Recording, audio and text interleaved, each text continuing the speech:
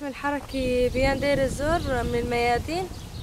ب 2014 دخلوا علينا الدواعشة، كان يعني هجموا علينا. أول ما هجموا علينا أخذوا منا بيوتنا كمان، يعني الكل بيوتنا أخذوها.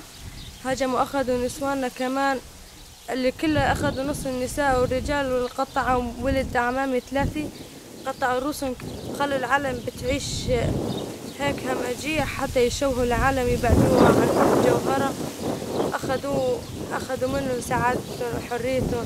هذاك المكان ما كان إنسان له عند الدواعشة إنسان له مكان يوقف، ما كان له مكان يعيش حياته حرة، كان دائما مغمور عليه تحت التعذيب وتحت الظلم. أول شي فاتوا ما كنا نعرف، قالوا عم يقولوا هدول إسلام يدلوكم على الطريق الصح حتى تصلوا تعبدوا الله يبعد عنكم كل شي. يعني احنا دولة الإسلام احنا راح نساعدكم. كانوا عم يصرغونا بدون ما كانوا يساعدونا، كانوا ياخذوا منا أطفالنا الأولاد الصغار، كان اللي يسرق يقطعوا إيده، اللي يكفر كانوا يقطعوا راسه. ما كانوا معطين العالم سعادته. دقاقي راحوا نص. ايش انت تسوي؟ ما كنت منتبه لك. روحت سريع. هذا يعني كانوا يحكون عن قوات سوريا ديمقراطية، كانوا عم يحكوا انه هدول ما نمنح، هدول بس يشوفوكم بالاخص النساء راح ياخذون، او شبابكم اللي منيح والمنيح راح يقطعون، ما راح يخليكم تعيشوا، راح ياخذوا كل ارزاق العالم. بعد طلعنا من الدواعشة طلعنا على المخيمات. مخيمات يعني ما كنا نعرف انه هدول قوات سوريا ديمقراطية، او ما شفنا تعاملهم تصرفهم تأثرنا فيها لما كانوا يفوتونا هيك بكل اسلوب واحترام، ويقدروا الكبير والصغير، حتى اللي كان يأذي شعب كانوا يحترموه باسلوب وسياسة. القوات السورية الديمقراطية كثير ساعد العالم من كل النواحي. بدل اول ما شفناهم ما كنا نعرف انه هذول قوات سوريا الديمقراطية ولا هذول الدواعش اللي كانوا يحكوا عنه.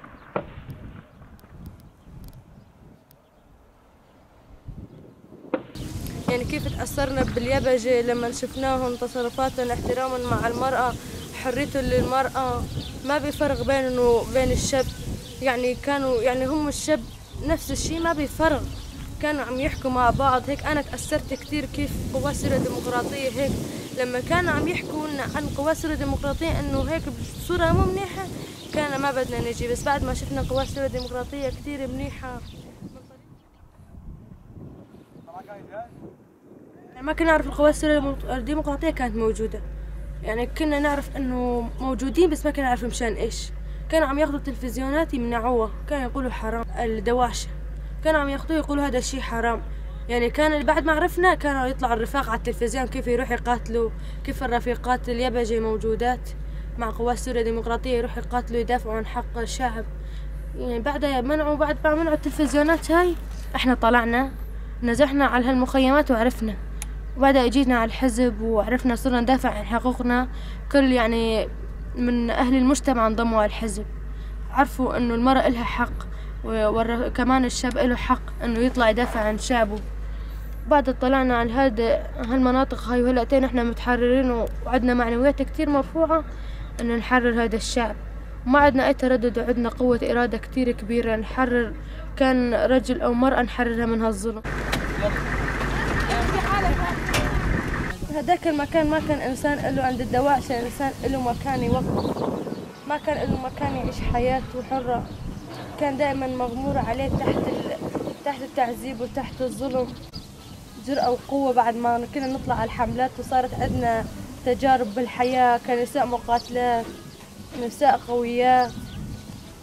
هالنساء هلاتين يشوفونا نحن عم يقولوا هدول يجوز بس هيك، بس هم ما شافهم الفعل، وإنه يجوا ويجربوا يقاوموا.